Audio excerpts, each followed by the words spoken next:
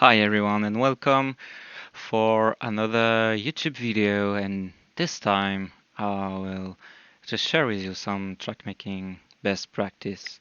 The idea behind that is to try to give the same level of information to any track creator, and this way we can try to improve the content that is shared on the shop or on MXB mods for free.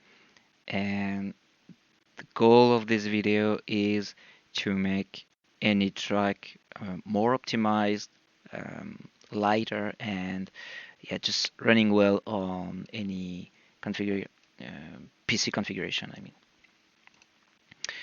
so quick introduction.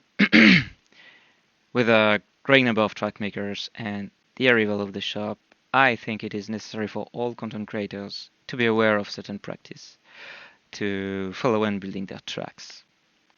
Here is this isn't something I can teach you, but the standard track making workflow. You're sculpting your HEIGHTMAP, you build, you test, you edit. You build, you test, and again until you find a good result.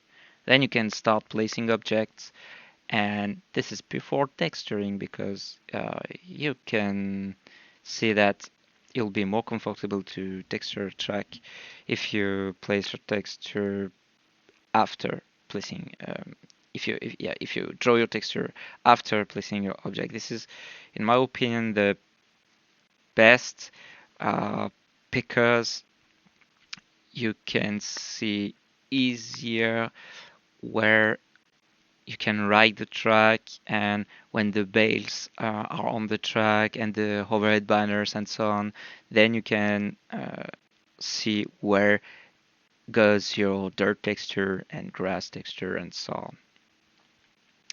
So you place your object, then you texture your track, and as said, I recommend you to take a screenshot from the track editor, so you have you can use it as kind of an overlay for texturing and also for just to move your objects if needed. Then you can adjust your object as I just said, and finally you can start creating your race data, the center line, the cameras, marshal, checkpoints, and so on. The tools. Yeah, the only recommendation I'll bring to you today is to use the Resolute MXB Track Builder Helper. This is the perfect tool to avoid the most common common mistakes like wrong resolution, the naming of the files, and the naming of the references inside different files. This is something that can drive you crazy when it comes really easy using the track builder helper. And one-click PKZ and server PKZ is also a very big plus. When I say how many people can't zip a single folder to make a PKZ, and I'm not kidding, it's incredible how people are struggling just to make a server version of a track or just a standard PKZ, because you can find all the project files that are not needed, just like the L3DT software files that are not wanted in your final track folders. There are so many creators just letting these files inside. The naming.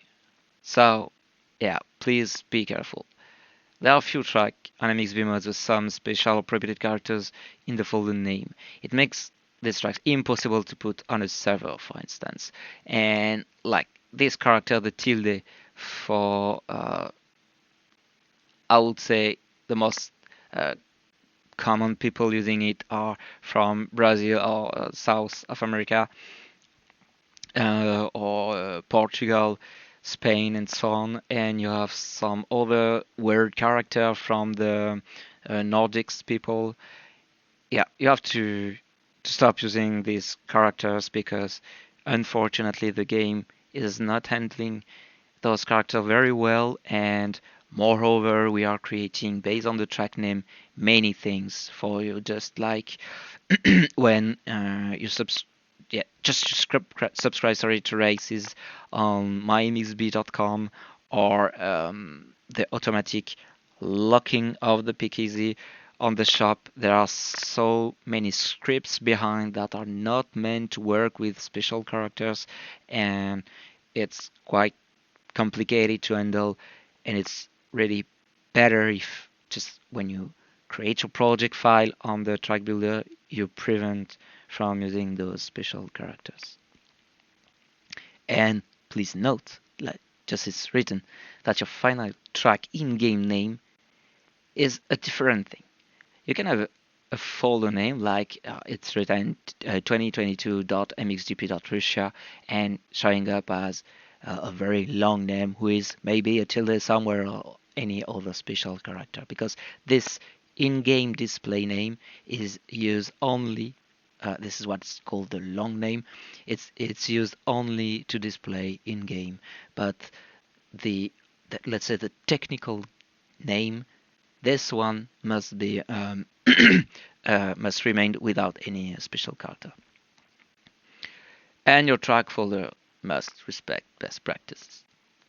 Yes, just because the number of tracks is growing every week, and it's creator responsibility to think today how will look everyone's hard drive tomorrow. And let me give you maybe a quick example.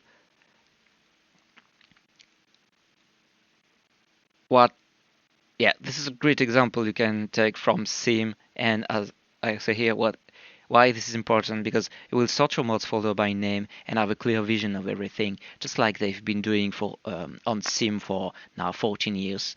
And I'm pretty sure that if you open the personal folder, it's the mod folder for iMixSim from someone playing the game from the very beginning, he will have all the uh, 20, 2010, 2011, and so on. And it's just ordered by year, and then you have all the creators naming their track just like not like shit, but I would say not thinking about the future and not thinking how even them would like to easily find all tracks from 2018, for example, and delete them all. That would be really easy. You just order by name, you select all the 2018 tracks, and you can delete them. Otherwise, that could be very difficult. And moreover, when you have a track in your mod folder, just name Paleta. Now, that's not a good example, sorry, but let's say Glen Ellen. Okay, Glen Ellen. What year? I have to start the game, find the Glen Ellen, find which is the corresponding Glen Ellen. If you have 10 Glen Ellens from many years, which one is this Glen Ellen with no year or nothing else in the name? And that's pretty difficult, and that's definitely something you have uh, to do, to put the year. You start from the year, then you put a dot or you put a space. I've said that you can put a space, but spaces are okay, white spaces only. So the year and the name of your track, and that would be something very great. Next, yeah, as I said, there's no white space, but it's okay. You can use white space, but not any uh, specific character. It's like that, special character, sorry, and only dot, dashes, and underscore, because those are, let's say, script friendly. Yeah, that's just what's written after. HEIGHTMAP. Regarding the HEIGHTMAP, regarding the sculpting, so please understand that what I'm saying today here is my vision of the things, and I'm giving some tips, but this is maybe not the best way to do, and I'm just sharing my knowledge of the track building. So if you think you can do in a different way and it's better, just do it.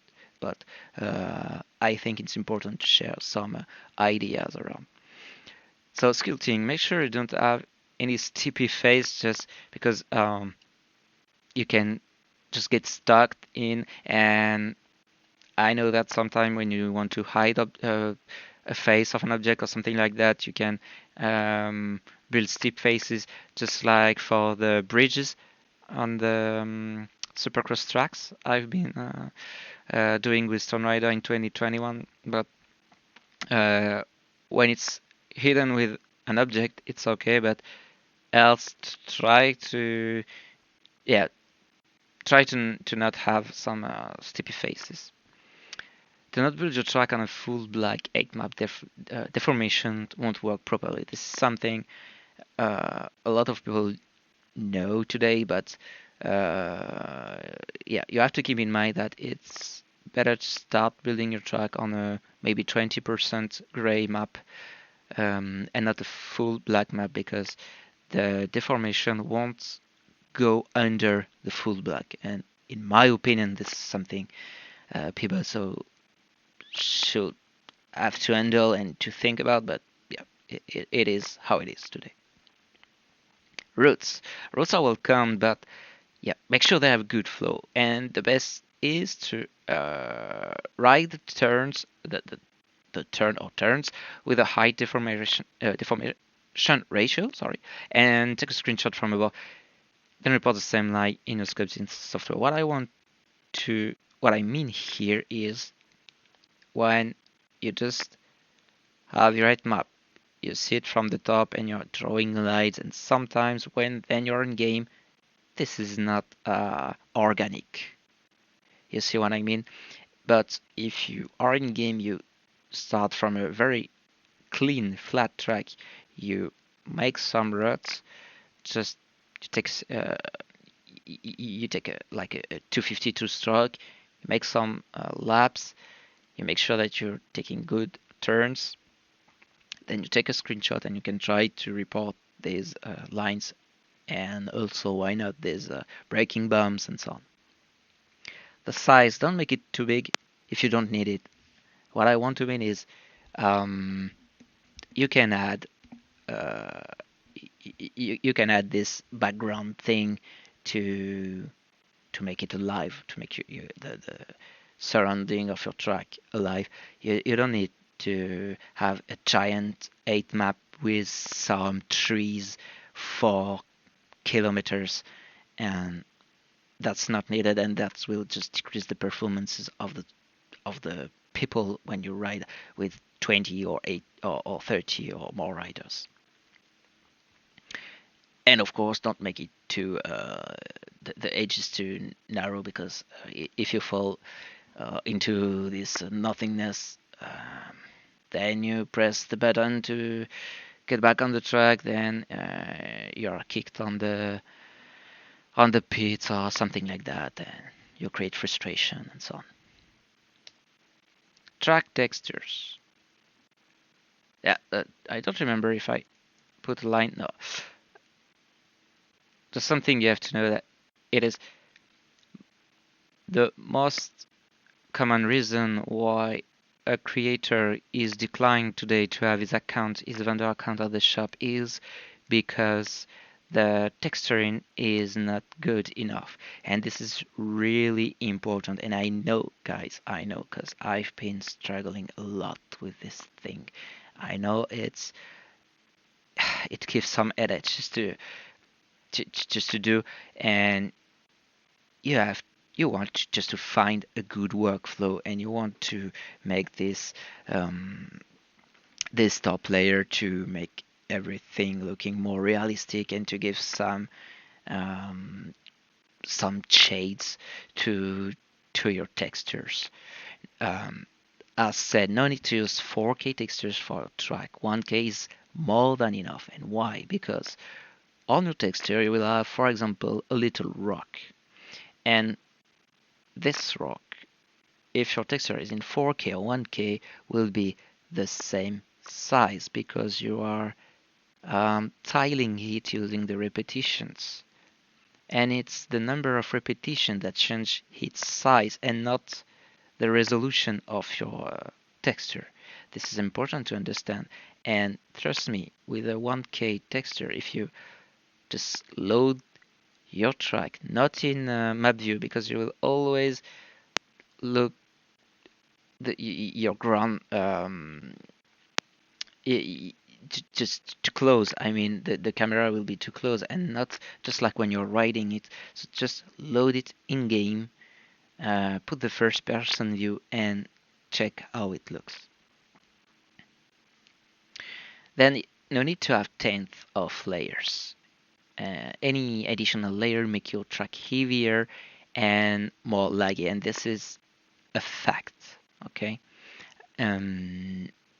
For the 2021 Supercrosses, for instance, I can tell you a story.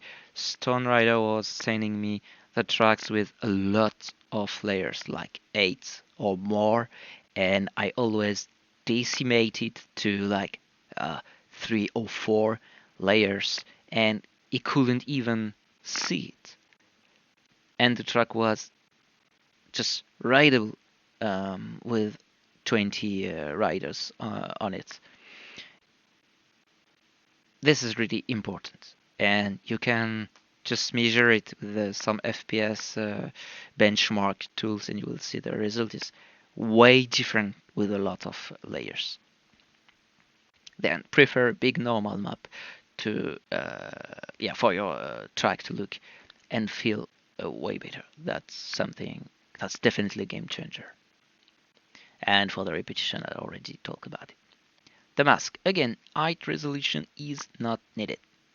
For a big normal map, you can go for a 4K mask. This is okay because you will display directly under the eyes of any people some details. But for all the masks, 1K is more than enough for your grass mask, for any other mask, and also for material mask. 512 pixels mask are really enough. I mean, just check the difference.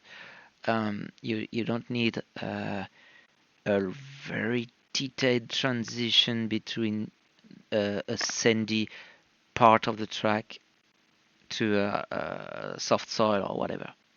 You don't need it. So you don't need a mask to be detailed. Of course, you can work on your mask in 4K so you're comfortable, you can see what you are doing, because when it's too tiny you can't see it.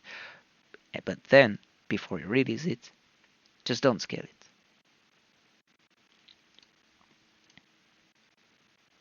Use DDS. This is so important. I'll drop you guys the link into the description. It's a plugin. You click install to Photoshop, and then you have a new extension. You can save your texture in, and yeah, the DDS texture will make your track way smaller with the same look. Okay, all 2021 Supercrosses tracks are using DDS texture. You can take your free roaming camera and check for ground textures, object textures. All textures are DDS, and that's why these Supercross, and especially from the middle of the season, let's say from the round 7 or 8, check the size of the tracks, and most of them have also a wet version,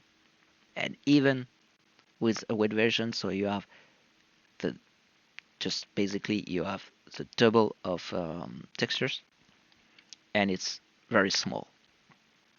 To convert your TGA to DDS, you'll need this extra Photoshop plugin and configure it just like this. And the only thing to remember is in this box, you have to use DXT1 for texture with no alpha, and for texture with alpha, just open this drop down and select the DXT3.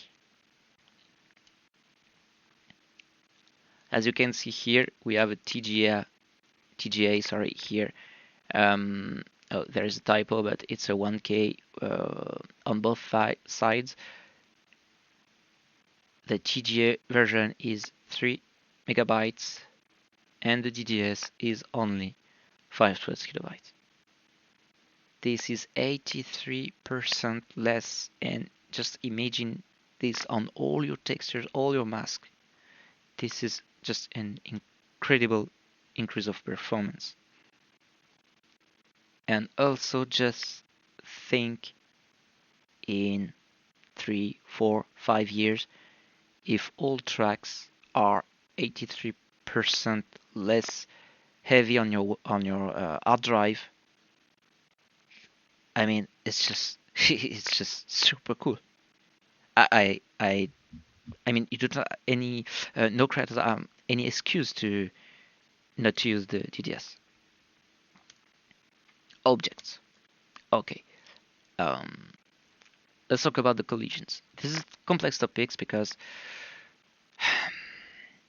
here is the deal. Soft collisions objects prevent the rider from getting stuck, but generates more frame rate drops online. This is a fact. Hard collisions objects are better performance-wise, but can also ruin an online race today because it's still not fixed that you can get stuck in a hard object, and when you reset your bike, you get sent to the opposite of the track and just ruin your race. Don't add collision to objects where it is not needed. This is the lesson today, and you'd better have to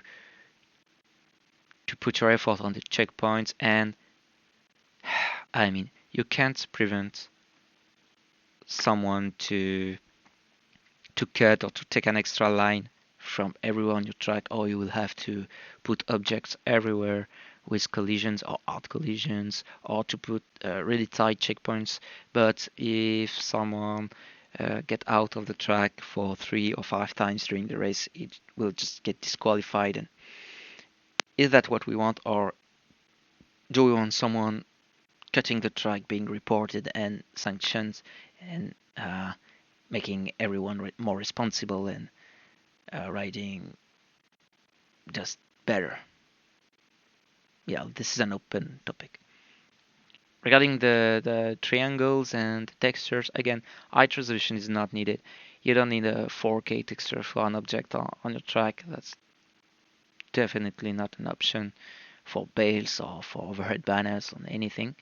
And triangles must be limited, of course, and I can't tell you a number because it depends of your track. It depends of do you have a stadium or something like that. But you can use a decimate modifier to reduce it on imported object.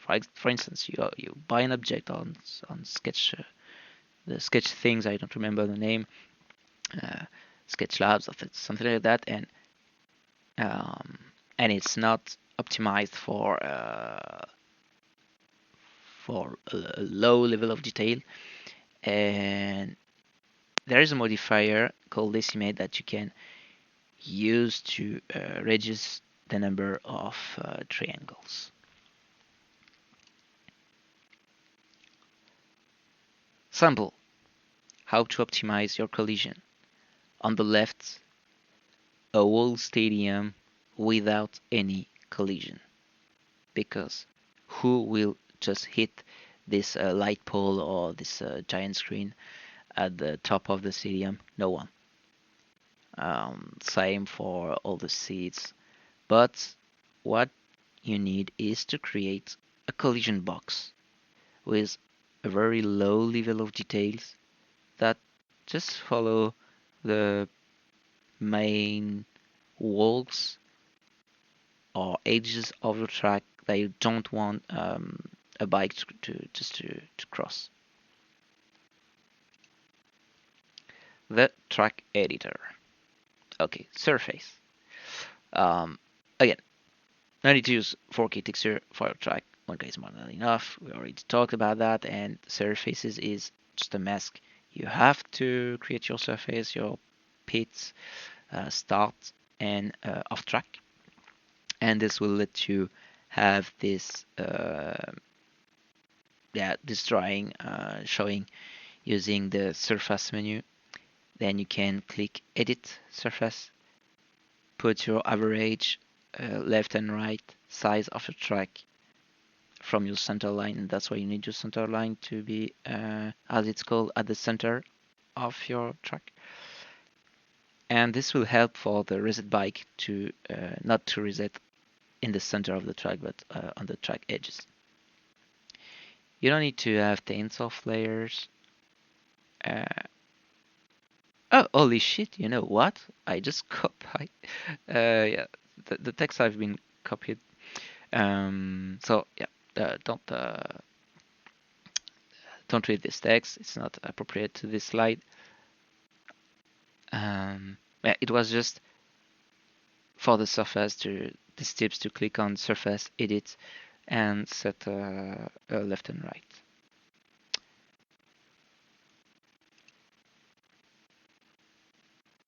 Oh, yeah, I remember what I wanted to add, and just let me check here. You want to, yeah.